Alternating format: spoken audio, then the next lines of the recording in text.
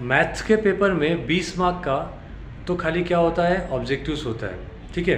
तो हम लोग क्या करके जाते हैं, ऑलमोस्ट सॉल्यूशंस ही करके जाते हैं, ऑब्जेक्टिव्स नहीं करते हैं। उससे अपना लॉस क्या होता है कि वो जो 20 मार्क जो फ्री के थे वो हमें नहीं मिल पाते या फिर उसको सॉल्व करने में डिफ़िकल्टी होती है। तो आज से मैं वीडियो अपलोड कर रहा हूँ मैथ्स के ऑब्जेक्टिव्स का, जिसमें एमसीक्यू, ट्रू फॉल्स और फिल इन द ब्लैंक्स होंगे, जो कि काफ़ी आपको लोग को हेल्पफुल होगा। तो वीडियो को देखो ध्यान से। आज मैं फर्स्ट चैप्टर करने जा रहा हूँ। ओके, तो स्टार्ट करने जा रहे हैं हम लोग ऑब्जेक्टिव्स फर्स्ट चैप्टर का। चैप्टर का नाम क्या है, फंक्शंस एंड देयर एप्लीकेशंस, ठीक है। ये पहला चैप्टर है FI BCom का। उसके बाद डेरिवेटिव्स है। तो आज हम लोग स्टार्ट करने जा रहे हैं ऑब्जेक्टिव्स ऑफ फर्स्ट चैप्टर। पहला क्वेश्चन है, choose the correct alternative. The function of f(x) is equal to 4 minus 11x is the dash function. तो देखो यहाँ पे अगर देखोगे ना, अगर x क्या है, वेरिएबल है, इसके पावर में अगर समझो 4 है, 3 है, 2 है, ठीक है, तो इसको क्या बोलेंगे, पावर फंक्शन। बट यहाँ पे कोई भी x के ऊपर कोई पावर नहीं है, ठीक है, तो इसको बोलेंगे लीनियर फंक्शन। कौन सा function, linear function. Okay, next अभी है, if f of x is equal to 74.9 then the value of function 2.7 is. तो देखो यहाँ पे क्या है, f ऑफ x है, ठीक है, और फिर f ऑफ x की वैल्यू क्या दी है, मतलब x की वैल्यू क्या दी है, 2.7। तो f of x is equal to 74.9 है, तो f 2.7 इज इक्वल टू भी क्या होगा, 74.9 होगा, ठीक है। नेक्स्ट अभी, the function f of x is equal to log x, the base of the logarithm is.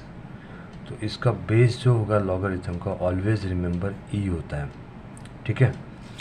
Next है, for the function f of x minus x square the value of x की value यहाँ पे क्या है, -1 है, ठीक है। तो ये फंक्शन में f of x is equal to x minus x square में अगर x की वैल्यू क्या दी है, -1 दी है, ठीक है, तो यहाँ पे -1 लिखेंगे, फिर -1 का स्क्वायर। तो आपको पता होना चाहिए -1 का स्क्वायर ऑलवेज क्या होता है, +1 होगा। तो +1 यहाँ पे लिखेंगे, और यहाँ पे क्या साइन है, माइनस, तो माइनस लिखेंगे। तो -1 कितना होगा, -2। तो इसका आंसर आएगा C, -2, ठीक है। ओके, नेक्स्ट अभी क्या है, for the function f of x 7 minus 2x the value of x with f of x 0। तो इसका आंसर होगा, देखो यहाँ पे f ऑफ x की वैल्यू 0 कब आएगी, मतलब f ऑफ x की वैल्यू 0 कब आएगी, जब यहाँ पे x की वैल्यू कुछ इस तरह से होगी। देखो क्या है, 7 माइनस 2x है ना, f ऑफ x, और अपने को इसकी वैल्यू क्या करनी है, 0 करनी है। तो 7 माइनस 2 इंटू क्या करेंगे, 3.5। तो 3.5 को अगर 2 से मल्टीप्लाई करोगे तो this will become 7 minus 7 and you will get 0, ठीक है। तो इसका मतलब यहाँ पे डी ऑप्शन इज राइट, यानी 3.5। f of x is equal to 8 power x, ठीक है, तो इसका राइट आंसर होगा फर्स्ट वाला, okay. f of x plus 1 is equal to 8 f of x, ठीक है, this will be the right answer, okay. If f of x is equal to kx minus 3 and f x की जगह पे हम लोग क्या लेते हैं, 1 is equal to 0, then k की वैल्यू क्या होगी। तो f की वैल्यू 1 लेने पे हमें आंसर क्या मिलता है, 0 मिलता है, ठीक है। तो देखो क्या दिया आपने को, function f of x is equal to kx minus 3, ठीक है। तो अपने को यहाँ पे क्या करना है, 0 करना है। तो यहाँ पे x की वैल्यू हमने क्या लिए 1, तो अगर x की वैल्यू 1 लेंगे और ये -3 है, तो k की वैल्यू अगर 3 होगी, अगर मैं बोल रहा हूँ अगर 3 होगी तो 3 बन जाए। x की वैल्यू क्या ली है 1 ली है, यहाँ पे दिया हुआ है x की वैल्यू क्या है 1 है, तो x की वैल्यू अगर 1 है तो 3 बन जाए, क्या होएगा 3 - 3 यू विल गेट 0, है ना। तो x की वैल्यू अगर 1 लेते हैं तो अपने को पूरे फंक्शन का वैल्यू कितना मिलता है 0, तो ऐसा आंसर क्या होगा, इसका आंसर 3, यानी D is the right answer. Okay, f of x is equal to 4x - 3, यहाँ पे x की वैल्यू क्या होनी चाहिए, -5 से बड़ी होनी चाहिए और +5 से क्या होनी चाहिए, छोटी होनी चाहिए।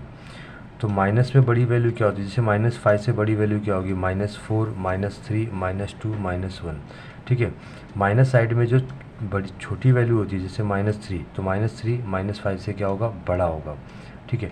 नॉर्मली क्या होता है 5 और 6, है ना, तो 5 और 6 में कौन सा बड़ा है, तो 6 बड़ा है। लेकिन ये पॉजिटिव नंबर्स होते हैं, नेगेटिव नंबर्स जो होते हैं ना वो ऑलवेज क्या होते हैं, ठीक है, छोटी वैल्यू, जैसे -5 है और -3, दोनों में कंपेयर करना होगा तो दोनों में से बड़ा कौन सा होगा, तो बड़ा होगा जो छोटा वाला वैल्यू है, क्योंकि माइनस में है, ठीक है। तो ये आंसर में यहाँ पे गड़बड़ है, यहाँ पे जो आंसर दिया है बुक में वो 7 है, बट मेरे हिसाब से 7 नहीं आना चाहिए। देखो f ऑफ x, x की वैल्यू यहाँ पे क्या रखी है -6, तो अगर यहाँ पे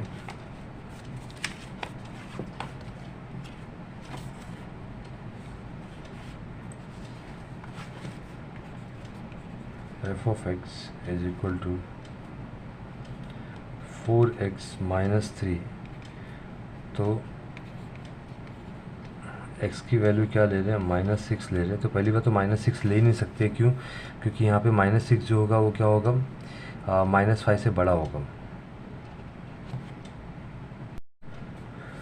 ओके, तो अगला क्वेश्चन है 8। देखो यहाँ पे क्या है, f of x is equal to 4x - 3 for x की वैल्यू यहाँ पे क्या होनी चाहिए, -5 से बड़ी होनी चाहिए या फिर -5 के बराबर होनी चाहिए, और 5 से क्या होनी चाहिए, छोटी होनी चाहिए, ठीक है। तो 5 से छोटी होनी चाहिए। अब यहाँ पे x की वैल्यू क्या दी है, -6 दी है, ठीक है। तो पहली बात तो -6 है ना, हम लोग पुट ही नहीं कर सकते यहाँ पे, क्यों, क्योंकि x की वैल्यू क्या बोला है, कहाँ कौन से रेंज में रहेगा, -5 से क्या होना चाहिए, बड़ा होना चाहिए, -5 से क्या होना चाहिए, बड़ा। देखो ये इस तरह से ना, x की वैल्यू -5 से क्या बोला है, बड़ा होना चाहिए या फिर -5 के बराबर होना चाहिए, इस तरह से बोला हुआ है।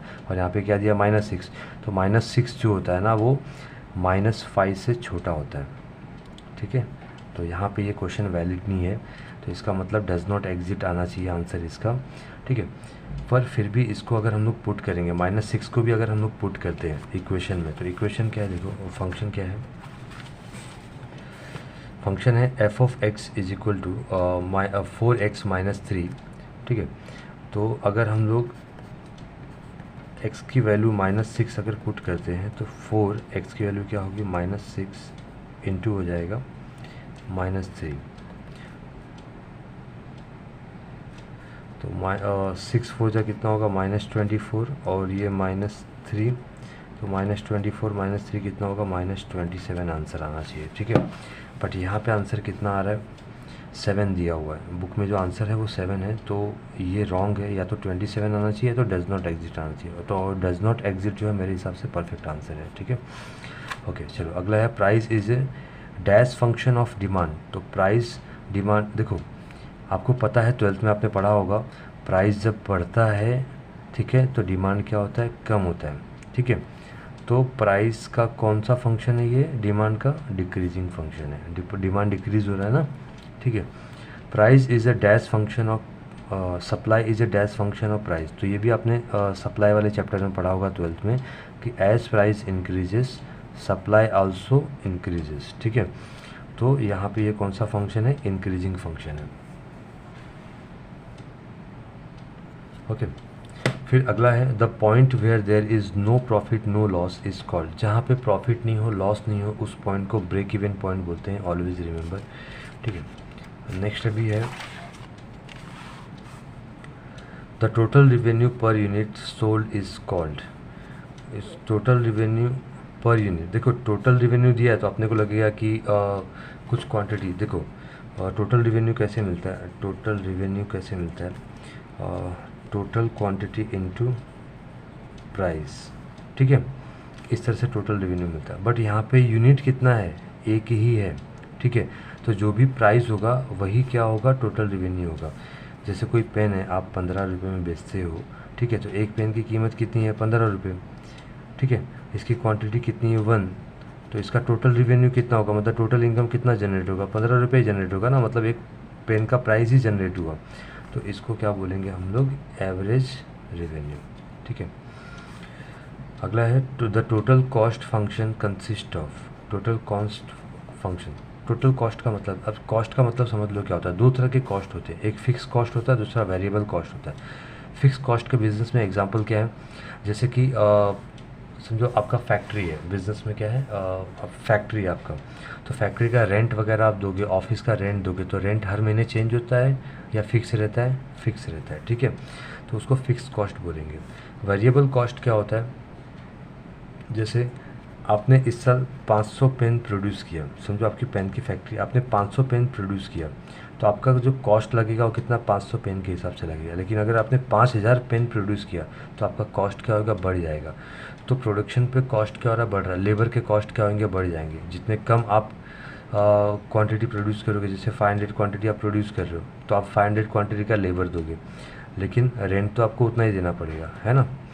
और अगर आप 5000 क्वांटिटी प्रोड्यूस करो तो लेबर आपका कॉस्ट, लेबर कॉस्ट क्या होगा, बढ़ जाएगा। तो इसको बोलते हैं वेरिएबल कॉस्ट। तो दो तरह के कॉस्ट होते हैं, फिक्स कॉस्ट और वेरिएबल कॉस्ट। तो दोनों को जब हम लोग ऐड करते हैं तो अपने को क्या मिलता है, टोटल कॉस्ट मिलता है। यहाँ पे देखो टोटल कॉस्ट लिखा हुआ है, तो टोटल कॉस्ट, इसका सही आंसर क्या है, बोथ ए एंड बी। तो फिक्स कॉस्ट भी इंक्लूड होगा और वेरिएबल कॉस्ट भी इंक्लूड होगा यहाँ पे, ठीक है। अब नेक्स्ट क्या है, the supply function as the price P per unit vary as follows. Vary होना मतलब चेंज होना, ठीक है। वेरी होना मतलब क्या होता है, चेंज होना होता है। Supply function S and the price P, तो आपको पता होगा कि सप्लाई और प्राइस का क्या रिलेशन है। प्राइस बढ़ता है, सप्लाई भी बढ़ता है। प्राइस कम होता है, सप्लाई भी क्या होता है, कम होता है। तो यहाँ पे क्या लिखा है, if price increases supply increases, ठीक है। प्राइस इंक्रीजेस सप्लाई डिक्रीजेस, तो ये तो नहीं होगा। प्राइस डिक्रीजेस सप्लाई इंक्रीजेस, तो ये भी नहीं होगा, ठीक है। तो इसका राइट आंसर क्या है, ए। फिर लास्ट में क्या है, for a demand function P is equal to 8 minus D, the average revenue D is equal to 2 is, ठीक है। तो D इज इक्वल टू 2 अगर हम लोग लेंगे, है ना, डिमांड फंक्शन, तो यहाँ पे D की वैल्यू अगर 2 रखोगे तो 6, 8 माइनस 2 कितना होगा, 6 होगा। यहाँ पे 4, 7 और 5 दिया हुआ है, तो ये आंसर नहीं आएगा। तो नन ऑफ दिस इसका क्या होगा, राइट सॉल्यूशन होगा, ठीक है। चलो, तो आई होप गाइज आप लोगों को सीखने मिला होगा। सीखने मिला है तो चैनल को प्लीज़ सब्सक्राइब कर दो। ओके, तो अब हम लोग फर्स्ट चैप्टर का क्या करने जा रहे हैं, B, fill in the blanks, ठीक है। ये मल्टीपल नहीं है, ये फिल इन द ब्लैंक्स है। देखो इसमें ना 2-3 चीज़ें आपको पता होनी चाहिए। पहला क्या है, एवरेज कॉस्ट फंक्शन, तो एवरेज रिवेन्यू फंक्शन। तो एवरेज रिवेन्यू फंक्शन क्या होता है, average revenue is equal to revenue upon demand. आपका रिवेन्यू कब जनरेट होगा, रिवेन्यू मतलब इनकम, इनकम कब जनरेट होगा, जब आपके प्रोडक्ट की क्या होगी, डिमांड जितनी होगी। तो डिमांड मतलब क्या होगा, क्वांटिटी, और रिवेन्यू मतलब ये आर मतलब हो गया आपका रिवेन्यू, ठीक है। ओके, एवरेज कॉस्ट फंक्शन, तो एवरेज कॉस्ट फंक्शन कैसे निकालते हैं, सी अपॉन एक्स, ये बताऊंगा जब सम सॉल्व करेंगे तो मालूम पड़ेगा। फिर अगला है रेवेन्यू फंक्शन। रेवेन्यू फंक्शन कैसे निकलता है, प्राइस इनटू क्वांटिटी डिमांडेड, तो D is equal to quantity demanded. Function profit function कैसे होता है, रेवेन्यू माइनस कॉस्ट। ऑब्वियसली आपका रेवेन्यू मतलब इनकम, इनकम में से अगर आप कॉस्ट को यानी खर्चे को माइनस कर दोगे तो you will get the profit, ठीक है। चलो, इनकम और प्रॉफिट दोनों में बहुत ज़मीन आसमान का फ़र्क है। आई होप 11वीं में आप लोग ने सीखा होगा, ठीक है। चलो पहला देख लेते हैं, द पॉइंट वेयर डिमांड और supply, demand is equal to supply is known as, तो जितना डिमांड है उतना ही सप्लाई है, ऐसे पॉइंट को क्या बोलते हैं, इक्विलिब्रियम,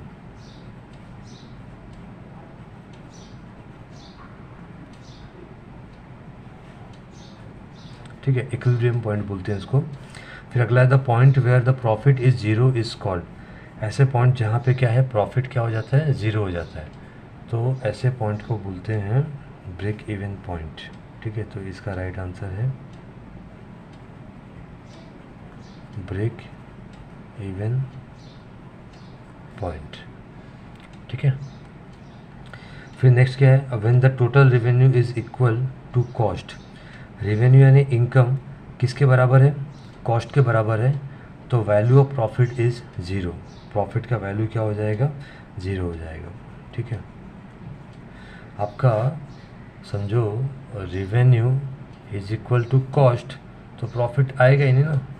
प्रॉफिट कब आता है, जब रेवेन्यू माइनस कॉस्ट करते हैं। ठीक है, तो रेवेन्यू ज़्यादा होना चाहिए तब प्रॉफिट होगा, रेवेन्यू कम होगा तो लॉस होगा। Revenue is equal to cost क्या देगा अपने को, प्रॉफिट देगा। ठीक है, ऑलवेज रिमेंबर। फिर नेक्स्ट क्या है, for the demand function P is equal to 7 minus 4D। कौन से फंक्शन की बात कर रहा है, डिमांड फंक्शन की बात कर रहा है। The average revenue function is, तो एवरेज रेवेन्यू का मतलब प्रॉफिट भी, सॉरी प्राइस भी होता है, याद रखो। तो इसका एवरेज रेवेन्यू यानी प्राइस ही होता है। ये P फॉर यहाँ पे क्या होगा, प्राइस होगा। ठीक है, तो price is equal to this, तो डिमांड एवरेज रेवेन्यू फंक्शन भी क्या होगा, इतना ही होगा, 7 माइनस 4D ही होगा। ठीक है, तो यहाँ पे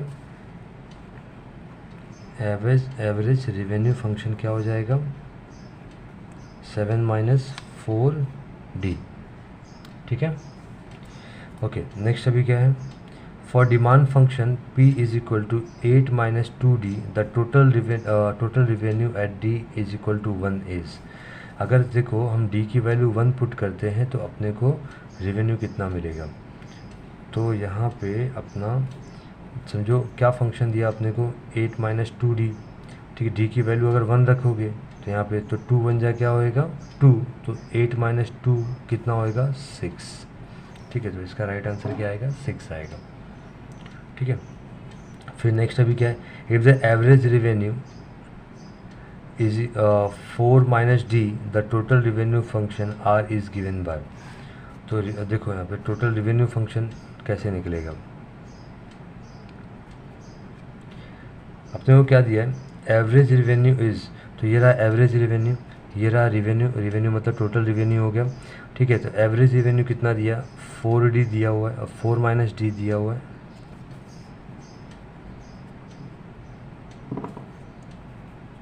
4 माइनस D, फिर R यहाँ पे लिखो, D यहाँ पे लिखो। D यहाँ पे क्या है, डिवीज़न में, इधर आके क्या होगा, मल्टीप्लाई होगा। ठीक है, तो D इंटू 4 क्या होगा, 4D, माइनस का माइनस रखेंगे, D इंटू D क्या होगा, D square is equal to R। तो टोटल रेवेन्यू फंक्शन क्या आ रहा है, 4D माइनस D स्क्वायर। ठीक है, तो यहाँ पे हम लोग क्या लिखेंगे, 4D माइनस D स्क्वायर। ठीक है, याद रखो। ओके, नेक्स्ट अभी क्या है, ओके अगला है, if the average revenue ₹15। Average revenue यहाँ पे देखो मैंने फॉर्मूला लिख के रखा है, एवरेज रेवेन्यू कितना है, 15 दे दिया अपने को। ठीक है, फिर क्वेश्चन में क्या दिया है, at D is equal to 3 total revenue R is what. तो यहाँ पे R लिखेंगे और D की वैल्यू कितनी दी है, 3 दी है, तो 3 इंटू 15 करोगे तो क्या होगा, 45 इज इक्वल टू R। तो रेवेन्यू अपना कितना आ रहा है, 45 आ रहा है। ठीक है, तो यहाँ पे R कितना हो जाएगा, 45। एग्ज़ाम में क्वेश्चन में भी आपको क्या कर सकते हैं, चेंज कर सकते हैं, बट टेंशन नहीं लेने का। अगर ये आप, इसलिए तो सिखा रहा हूँ ना, पूरा कैलकुलेशन सिखा रहा हूँ, डायरेक्ट आपको आंसर नहीं दे रहा हूँ। तो क्योंकि अगर क्वेश्चन को अगर घुमाया भी एग्ज़ाम में तो आप क्या कर पाओगे, इजीली सॉल्व कर पाओगे। तो सॉल्यूशन कैसे कर रहा हूँ ध्यान दो उस पर। If the total cost function is C, ठीक है, total cost function is C 8 plus 2x plus x square, then the total cost of 10 unit is. यहाँ पे टोटल कॉस्ट पूछा है कि कितना होगा। ठीक है, तो सिंपल है, जहाँ पे x है वहाँ पे हम लोग क्या करेंगे, 10 पुट करेंगे। तो देखो टोटल कॉस्ट फंक्शन अपने को कितना दिया है, 8 प्लस 2x प्लस x का स्क्वायर दिया है। ठीक है, और अब यहाँ पे 8 प्लस 2 इंटू क्या करोगे, अभी x की वैल्यू क्या दी है 10, तो 2 इंटू एक्स क्या होगा, 10 कितना होगा 20, प्लस यहाँ पे 10 का स्क्वायर कितना होगा 100, है ना। तो 120 128, ठीक है, तो 128 इज़ द राइट आंसर, 128। फिर नेक्स्ट अभी क्या है, if the total cost function c is equal to 10 plus 2x square then the total cost of 20 unit is what. तो सेम वैसे ही करना है, देखो इसको मिटा देता हूँ मैं अभी। ओके, क्या दिया अपने को, c is equal to 10 plus 2x square, ठीक है। अब यहाँ पे अपने को x की वैल्यू क्या दे रही है, 20 दे रहा है, टोटल कॉस्ट इज 20। तो यहाँ पे 10 प्लस 2, 20 का हमें क्या करना पड़ेगा, स्क्वायर। तो 10 प्लस 20 का स्क्वायर 400, और 400 इंटू 2 करोगे तो कितना होगा, 800। तो 800 प्लस 10 कितना होगा, 810, ठीक है। तो this will be the answer. तो 810 यहाँ पे क्या आएगा, आंसर आएगा। फिर नेक्स्ट अभी क्या है, if the total cost function c is equal to 550 plus 15x plus x square the average cost function is. तो एवरेज कॉस्ट फंक्शन अपने को पूछा है, देखो इसके पहले टोटल कॉस्ट पूछ रहा था, अभी क्या पूछ रहा है, एवरेज कॉस्ट। तो एवरेज कॉस्ट का क्या फॉर्मूला है, c/x। तो अपने को c की वैल्यू कितनी दी हुई है वो लिख लेते हैं यहाँ पे। तो अपने को एवरेज कॉस्ट अपने आप मिल जाएगा 50 plus 15x plus x square upon, नीचे x है तो x ले लो, ठीक है। अब क्या होगा, इसको कुछ इस तरह से लिख लेते हैं, 50 upon x plus 15 upon x, 15x upon x plus x square upon x, इस तरह से लिखा जा सकता है, ठीक है।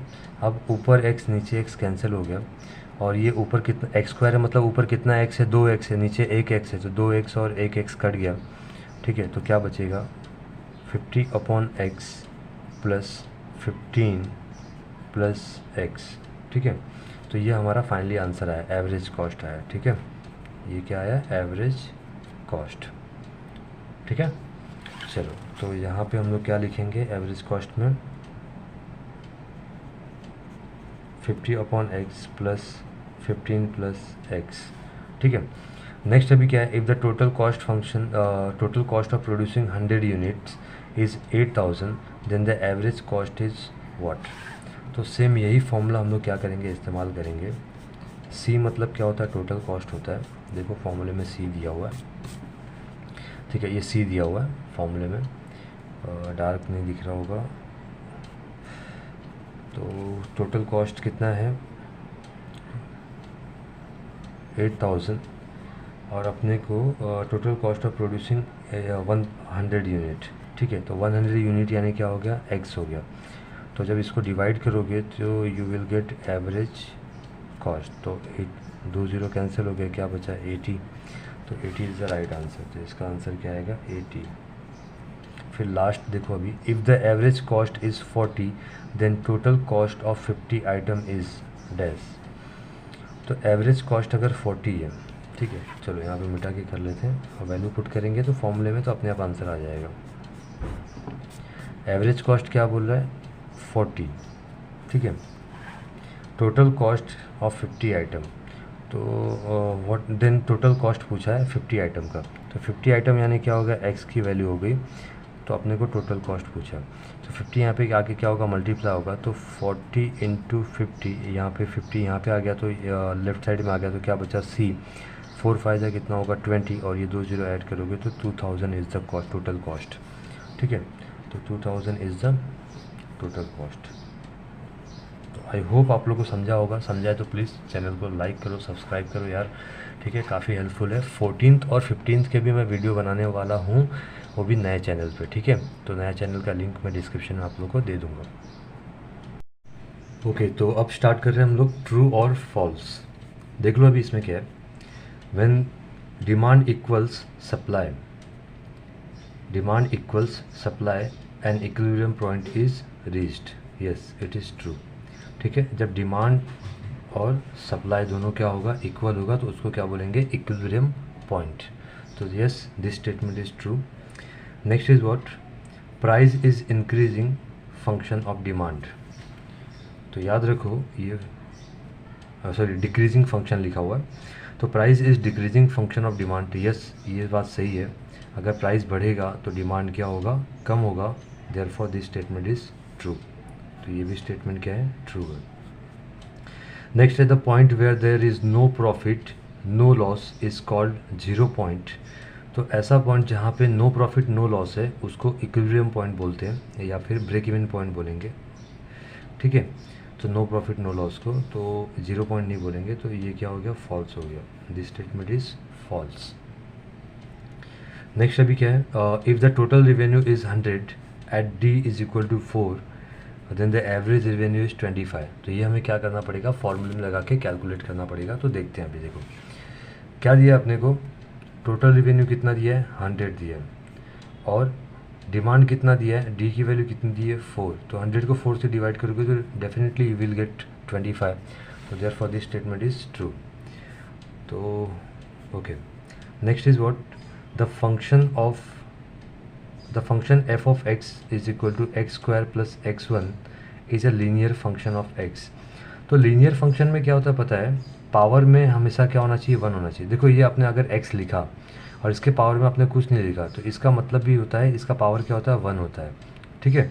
अब यहाँ पे देखोगे तो पावर क्या है, 2 है x का, तो इसके लिए ये पावर फंक्शन हो गया, ठीक है, ना कि लीनियर फंक्शन। तो ये पावर फंक्शन है, और यहाँ पे क्या लिखा हुआ है, linear function, that's why this statement is false. Next is if total cost is known then cost of producing one additional unit is called average cost. Yes, अगर आपको टोटल कॉस्ट पता है, ठीक है, तो आप एवरेज कॉस्ट निकाल सकते हो। तो this statement is true. The point on the graph where demand curve and supply curve intersect is called balancing point. तो इसको बैलेंसिंग पॉइंट नहीं बोलेंगे, अगर आप अपनी आप अपना टेक्स्ट बुक पढ़ोगे तो जहाँ पे डिमांड और डिमांड ग्राफ पे डिमांड करो और सप्लाई करो। देखो मैं ग्राफ बता देता हूँ आपको, ग्राफ इसका कैसे बनता है। देखो ये क्या है, वाई एक्सिस, ये एक्स एक्सिस, ये 0, ठीक है। आप लोगों को पता होगा कि डिमांड है ना, इस तरह से डाउनवर्ड स्लोप होता है डिमांड का, तो ऊपर से नीचे की तरफ आता है। और सप्लाई करो जो होता है वो उसका स्लोप कैसे होता है, ऊपर की तरफ होता है, ठीक है। और जहाँ पे एक दूसरे को ये इंटरसेक्ट करते हैं, है समझ में, ये जो पॉइंट इंटरसेक्ट किया है ना, ठीक है, इसको ही बोलते हैं इक्विलिब्रियम पॉइंट, ठीक है। और यहाँ पे कौन सा पॉइंट बोला है, बैलेंसिंग पॉइंट बोला है। तो that's why this statement is false. अगला है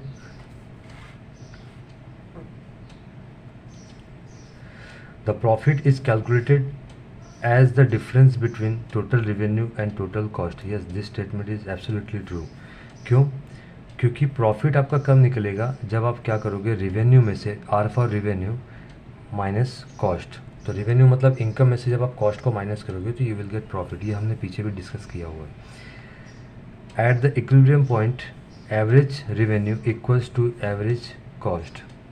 इक्विलिब्रियम में एवरेज रेवेन्यू एवरेज कॉस्ट को मतलब एवरेज कॉस्ट के इक्वल होता है। तो ऐसा नहीं है, एवरेज रेवेन्यू मतलब प्राइस ऑफ 1 यूनिट, ठीक है। एवरेज रेवेन्यू क्या होता है, प्राइस ऑफ 1 यूनिट होता है। और एवरेज कॉस्ट, जैसा क्वांटिटी बढ़ेगा वैसा कॉस्ट क्या होगा, बढ़ता जाएगा। तो दोनों में ज़मीन आसमान का फ़र्क है। इस that's why this statement is true, false, और इक्वल नहीं होगा। Demand and supply are increasing function. देखो ये फॉल्स है पूरी तरह से। डिमांड आपको पता है, देखो यहाँ पे बता देता हूँ, प्राइस अगर बढ़ेगा तो डिमांड क्या होगा, कम होगा, और सप्लाई क्या होगा, बढ़ेगा। तो सप्लाई इंक्रीजिंग फंक्शन है, डिमांड क्या है, डिक्रीजिंग फंक्शन। और यहाँ पे दोनों के लिए क्या लिखा है, इंक्रीजिंग फंक्शन लिखा है। That's why this statement is also false. तो यहाँ पे अपना ये चैप्टर कंप्लीट होता है, ठीक है। आई होप आपको समझ में आया होगा, पूरा कॉन्सेप्ट क्लियर हुआ होगा। क्लियर हुआ है तो प्लीज़ चैनल को लाइक करो, सब्सक्राइब करो, ठीक है। और अपने फ्रेंड्स में खास करके शेयर करो ताकि वो भी क्या हो, पास हो जाए, ठीक है। चलो, थैंक यू।